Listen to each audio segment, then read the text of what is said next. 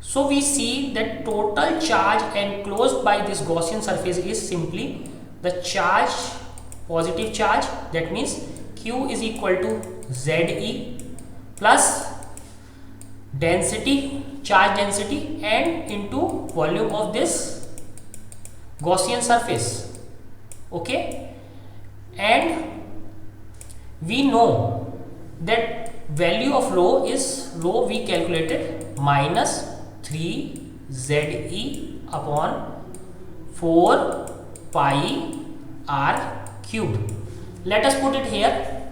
So what we will get, Q is equal to ZE plus and minus 4 pi r cubed by 3 into 3 ZE upon 4 pi r cube.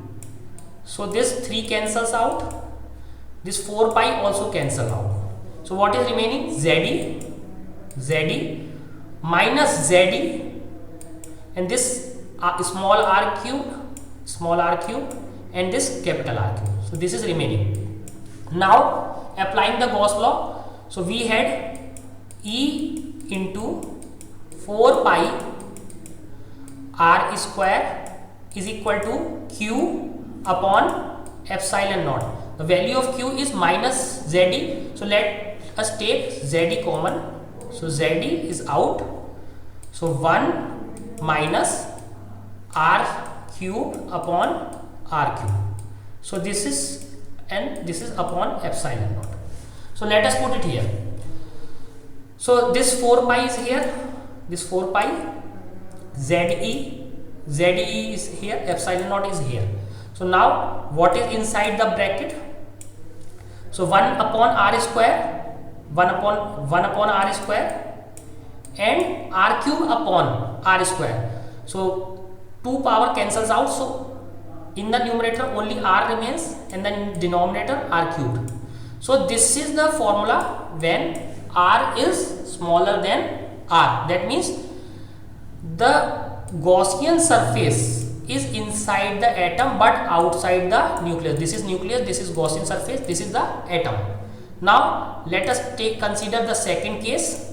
What is happening in second case when this Gaussian surface is outside the atom? In this case, the total charge enclosed by the Gaussian spherical surface is 0. Why? Because positive ZE and negative ZE cancels out, so Q is equal to 0, hence electric field is 0 outside atom. So what we saw here, so for a solid thing, we consider two cases. One is the spherical shell and another an atom. In atom's case, this was negatively charged and there was a positively charged nucleus at the center.